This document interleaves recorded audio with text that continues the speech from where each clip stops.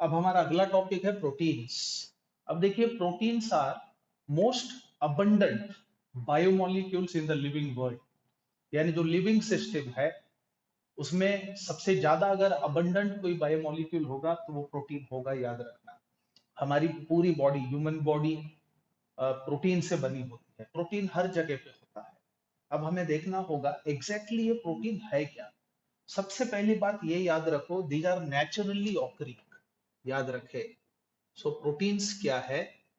These are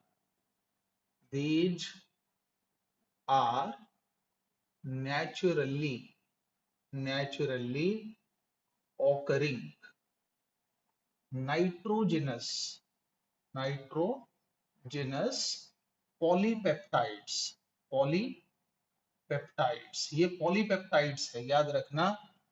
naturally occurring nitrogenous polypeptides. Protein को आप polypeptide कह सकते हो। अब अगर इनका हाइड्रोलिसिस आप कराओगे तो आपको अल्फा अमीनो एसिड मिलेगा, याद रखना। So which on hydrolysis form alpha amino acids, याद रख। तो ये चीज है प्रोटीन। यानी हम बोल सकते हैं proteins are the polymers of alpha amino acid, ऐसा भी कहा जा सकता है। Thus proteins are polymers of alpha amino acids। यानी अल्फा अमीनो एसिड जो है वो मोनोमेरिक यूनिट होगा, किसका? प्रोटीन का। अब हम देखेंगे classification of proteins. Let's discuss classification of proteins. अब देखिए, प्रोटीन का क्लासिफिकेशन अलग अलग हेड से हम लोग कर सकते हैं। तो सबसे पहले हम देखेंगे उनका मॉलिक्यूलर स्ट्रक्चर कैसा है और सोल्यूबिलिटी कैसी है वाटर के अंदर खासकर। So on the basis of molecular structure, on the basis of molecular structure and solubility, they are, यानी proteins, they are classified as। अब देखिए, इनके हम इस आधार पर दो क्लासेस बता सकते हैं। So very first class is fibrous proteins. पहला क्लास फाइब्रस प्रोटीन्स। अब देखिए, नाम से हमें इसका मतलब पता चलता है, fibrous proteins are fibre like structure. इनका स्ट्रक्चर फाइबर जैसा होता है, थ्रेड जैसा होता है। और जो पॉलीपेप्टाइड चेन्स है वो पैरेलली रन करेंगे फाइब्रस प्रोटीन के अंदर, and those are held by hydrogen bonds और डाइसल्फाइड बॉन्ड्स, ये याद रखें। सो फाइब्रस प्रोटीन यानी क्या है? These are fibre like structures, सबसे पहली बात। और polypeptide chain run parallel, polypeptide chains run parallelly and are joined by hydrogen bonds or disulfide bonds। ये हमें याद रखना होगा। और काफी इंपॉर्टेंट चीज, these are found to be insoluble in water, ये भी हमें याद रखना होगा। Fibrous proteins are insoluble in water। अब इनके एग्जांपल्स हम देख सकते हैं, जैसे कि केराटिन इन नेल्स, उसके बाद केराटिन इन हेयर्स, उसके बाद myosin in muscles. These are excellent example. So keratin, उसके बाद myosin et cetera are fibrous proteins. अब फाइब्रस प्रोटीन के बाद अगला टाइप आता है ग्लोबुलर प्रोटीन। इस केस में next variety is globular proteins. अब देखिए नाम से हमें पता चलता है globular proteins are globe like oval shape, याद रखना। So these are globe like spherical. और यहां पे क्या होता है, पॉलीपेप्टाइड चेन्स कॉइल अराउंड, याद रखें। So in these what happens, polypeptide polypeptide chains are coiled, उनकी कॉइलिंग होगी। और इंपॉर्टेंट चीज, these are found to be soluble in water, ये भी याद रखना, these are soluble in water। अब इसमें हम लोग एग्जाम्पल के तौर पे बता सकते हैं इंसुलिन। फॉर एग्जाम्पल इंसुलिन जो है वो ग्लोबुलर प्रोटीन होगा। उसके बाद में albumin, it is globular protein as well, etcetera. So ये जो है ग्लोबुलर प्रोटीन के एग्जाम्पल्स है। अब इसके बाद एक बड़ा क्लासिफिकेशन प्रोटीन्स का हम बता सकते हैं on the basis of product obtained on hydrolysis, याद रखना। So on the basis of product obtained on hydrolysis, hydrolysis proteins are classified as, proteins are classified as। अब हम देखेंगे कि प्रोटीन का क्लासिफिकेशन इस बेस पे कैसे होता है। अब आप देखिए, हमें पता है कि proteins are the polymers of alpha amino acids, यानी कि अगर हम प्रोटीन का हाइड्रोलिसिस कराते हैं तो we would have alpha amino acid. लेकिन हमें यह भी देखना होगा साथ ही साथ, क्या अल्फा अमीनो एसिड के अलावा और भी कुछ नॉन प्रोटीन पार्ट हमें मिलता है हाइड्रोलिसिस करने के बाद, ये हमें देखने की जरूरत है। Now remember, the non protein part associated with protein is called prosthetic group, उसे प्रोस्थेटिक ग्रुप कहना चाहिए। अब हमें यह भी देखना होगा कि प्रोटीन में कौन सा प्रोस्थेटिक ग्रुप प्रेजेंट है। सो प्रोस्थेटिक ग्रुप के आधार पर हम आगे चल के क्या बोलते हैं उसको, प्रोटीन को कैटेगराइज करेंगे। लेकिन उससे पहले हमें देखना होगा तीन main varieties on the basis of product of hydrolysis. So सबसे पहला जो केस होगा वो है simple proteins. Very first case is simple proteins. अब देखिए सिंपल प्रोटीन्स यानी ऐसा प्रोटीन जिसका हाइड्रोलिसिस करने के बाद हमें केवल अल्फा अमीनो एसिड ही मिलेगा। सो याद रखें, these give only alpha amino acids on hydrolysis, on hydrolysis, ये हमें समझना होगा। यानी अगर आप सिंपल प्रोटीन आपके पास है, if you are provided simple protein और उस सिंपल प्रोटीन का आपने हाइड्रोलिसिस कराया, हाइड्रोलिसिस कराने के बाद you would get only alpha amino acid, ऐसे प्रोटीन को सिंपल प्रोटीन कहना चाहिए। अल्बुमिन, ग्लोबुलिन, ये सिंपल प्रोटीन के एग्जांपल्स हैं। अब इसके बाद दूसरी वैरायटी होती है कॉन्जुगेटेड प्रोटीन्स, कॉन्जुगेटेड प्रोटीन्स। अब ये काफी इंपॉर्टेंट क्लास है प्रोटीन्स के हिसाब से। कॉन्जुगेटेड प्रोटीन्स यानी ऐसा प्रोटीन जिसका हाइड्रोलिसिस करने के बाद हमें अल्फा अमीनो एसिड तो मिलेगा ही मिलेगा, लेकिन उसके साथ नॉन प्रोटीन पार्ट भी मिलेगा। और उस नॉन प्रोटीन पार्ट को हम क्या बोलेंगे, प्रोस्थेटिक ग्रुप। सो याद रखें, what happens, these on hydrolysis, these on hydrolysis give alpha amino acids, alpha amino acids and non protein part, और इस नॉन प्रोटीन पार्ट को हम कहेंगे प्रोस्थेटिक ग्रुप। अब हमें देखना होगा, जैसे कि यहाँ पे देखिए, you are provided conjugated proteins, conjugated protein आपके पास है, मान के चलिए आपने इस कॉन्जुगेटेड प्रोटीन का क्या किया, हाइड्रोलिसिस किया।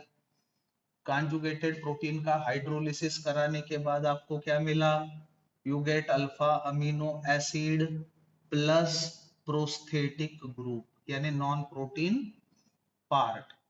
अब on the basis of prosthetic group associated with conjugated protein, these are further classified, याद रखना। so conjugated proteins are further classified as, अब इसमें सबसे पहला क्लास जो हम बताएंगे कॉन्जुगेटेड प्रोटीन का, वो होता है glycoprotein. So very first variety is glycoproteins. अब देखिए, याद रखना, ग्लाइकोप्रोटीन्स ऐसा कॉन्जुगेटेड प्रोटीन है जिसके अंदर प्रोस्थेटिक ग्रुप कार्बोहाइड्रेट होगा, याद रखना। So in these carbohydrates are present as a prosthetic group, याद रखो। इसका मतलब क्या होगा, अगर हम ग्लाइकोप्रोटीन को लेते हैं, ग्लाइकोप्रोटीन को अगर हम लेते हैं और उसका हाइड्रोलिसिस हम कराते हैं, तो ऐसे में क्या होगा, हमारे पास अल्फा अमीनो एसिड होगा प्लस कार्बोहाइड्रेट होगा, याद रखना। यानी कार्बोहाइड्रेट भी मिलेगा क्योंकि वो एसोसिएशन में है। अब इसका एग्जांपल हम दे सकते हैं म्यूसिन। म्यूसिन जो है, फॉर एग्जांपल, वो mucins are the example of glycoproteins. अब ग्लाइकोप्रोटीन्स के बाद दूसरी वैरायटी हम देखेंगे लिपोप्रोटीन्स। नाउ सेकंड क्लास यानी next type of conjugated protein is lipoproteins, याद रखना। सो लिपोप्रोटीन्स नाम से हमें पता चलता है कि क्या होता है इसमें, प्रोस्थेटिक ग्रुप जो है वो लिपिड होता है, याद रखना। सो प्रोस्थेटिक ग्रुप इज लिपिड, यानी कि अगर आप लिपोप्रोटीन का हाइड्रोलिसिस कराएंगे तो आपको क्या मिलेगा, लिपिड मिलेगा, याद रखना। So if you are provided lipoproteins और लिपोप्रोटीन का आपने हाइड्रोलिसिस किया, फॉर एग्जांपल इसका हाइड्रोलिसिस किया, तो you will get alpha amino acid along with what, lipids, आपके पास लिपिड्स भी होगा। अब लिपोप्रोटीन का एग्जांपल हम बता सकते हैं प्लाज्मा लिपोप्रोटीन, जैसे HDL, IDL, ये एग्जांपल्स है। सो फॉर एग्जांपल HDL, उसके बाद IDL, these are the plasma lipoproteins. ये लिपोप्रोटीन का टाइप हम बता सकते हैं। अब लिपोप्रोटीन्स के बाद हमें अगले टाइप की ओर देखना होगा। So next to lipoproteins, phosphoproteins. So तीसरा टाइप जो होता है इसका कॉन्जुगेटेड प्रोटीन्स का, वो होता है फास्फोप्रोटीन्स। अब देखिए, फास्फोप्रोटीन्स नाम से पता चलता है कि यहाँ पे प्रोस्थेटिक ग्रुप जो है वो फास्फोरिक एसिड होगा, याद रखें। So let's have next variety, I mean third type of conjugated protein, that is phosphoproteins। देखिए, phosphoproteins contain phosphoric acid as a prosthetic group, याद रखना। so these contain these contain phosphoric acid as a prosthetic group। यानी अगर आपके पास फास्फोप्रोटीन दिया गया और आपने उसका हाइड्रोलिसिस अगर किया तो आपको अल्फा अमीनो एसिड मिलेगा और साथ ही साथ आपको मिलेगा क्या, phosphoric acid. So you are provided a phosphoprotein आपके पास है और इस फास्फोप्रोटीन का आपने क्या किया, हाइड्रोलिसिस। हाइड्रोलिसिस कराने के बाद आपको क्या मिला, अल्फा अमीनो एसिड और इसके साथ आपको मिलेगा phosphoric acid. phosphoric acid. So phosphoric acid happens to be the prosthetic group in this very case.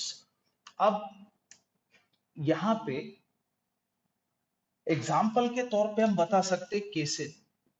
For example consider casein in milk. ये जो है ये फास्फोप्रोटीन का बेहतरीन टाइप होता है। Now let's discuss next variety, that is nucleoproteins. So next one is conjugated protein का अगला टाइप न्यूक्लियोप्रोटीन्स। अब देखिए न्यूक्लियोप्रोटीन्स में जो प्रोस्थेटिक ग्रुप होता है वो न्यूक्लिक एसिड होता है। न्यूक्लिक एसिड में डीएनए आरएनए जो जेनेटिक मटेरियल ट्रांसफॉर्मेशन का काम करता है। सो याद रखना, सो दीज कंटेन nucleic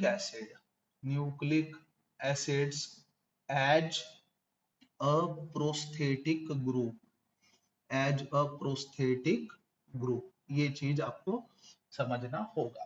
यानी कि अगर आपके पास न्यूक्लियोप्रोटीन्स हो और उस न्यूक्लियोप्रोटीन्स का आपने हाइड्रोलिसिस किया, हाइड्रोलिसिस करने के बाद हमें क्या मिलेगा, अल्फा अमीनो एसिड। ये तो कंपल्सरीली मिलने वाला है और इसके साथ आपको मिलेगा nucleic acid as a prosthetic group which happens to be the non protein part.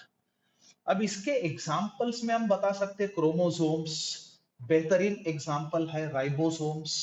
So these are an examples of this variety. For example consider chromosomes, उसके बाद ribosomes etc. are the nucleoproteins. Now next to nucleoproteins क्या बोलते हैं उसको, chromoproteins. So next variety happens to be the chromoproteins. अब सबसे पहली बात ये याद रखना कि क्रोम बोले तो कलर, इसका सीधा मतलब ये होगा ये वो प्रोटीन्स है जिनको कलर होगा, यानी colourful proteins are the chromoproteins. अब इसमें कलरिंग मैटर प्रोस्थेटिक ग्रुप होगा, याद रखना। So these contain colouring matter as a prosthetic group. यानी कि अगर हमें क्रोमोप्रोटीन दिया जाता है, क्रोमोप्रोटीन्स, और उस क्रोमोप्रोटीन का अगर आप हाइड्रोलिसिस कराएंगे, if you bring hydrolysis of this, then you will have alpha amino acid along with coloring matter is also obtained as a prosthetic group। अब इस केस में एग्जाम्पल के तौर पे बताया जा सकता है, for example haemoglobin,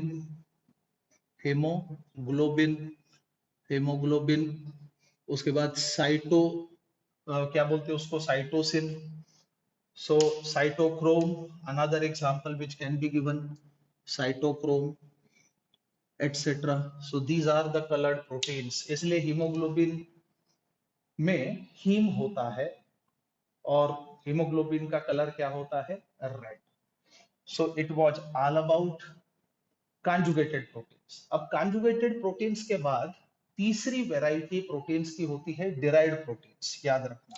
so third and last variety is derived proteins, अब याद रखो derived proteins are the intermediate parts obtained hydrolysis of protein, यानी during the course of hydrolysis जो इंटरमीडिएट पार्ट्स मिलेंगे उन्हें हम डिराइव्ड प्रोटीन्स कह सकते हैं। सो याद रखना इंटरमीडिएट पार्ट्स obtained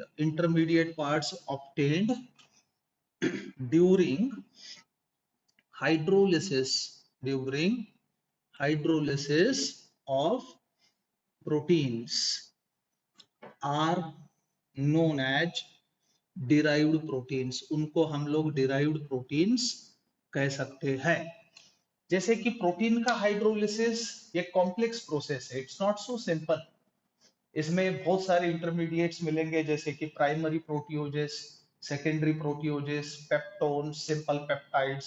तो ये सब जो चीजें बीच में हमें मिल रहे हैं वही कॉन्जुगेट क्या बोलते हैं उसको, डिराइव्ड प्रोटीन्स होते हैं। सो एग्जांपल के तौर पे बता सकते हैं प्राइमरी प्रोटियोजेस, उसके बाद पेप्टोन्स एटसेट्रा। जो भी इंटरमीडिएट पार्ट ड्यूरिंग हाइड्रोलिसिस मिलेगा उसे हम डिराइव्ड प्रोटीन कहेंगे। So it was all about introduction related to protein and its classification.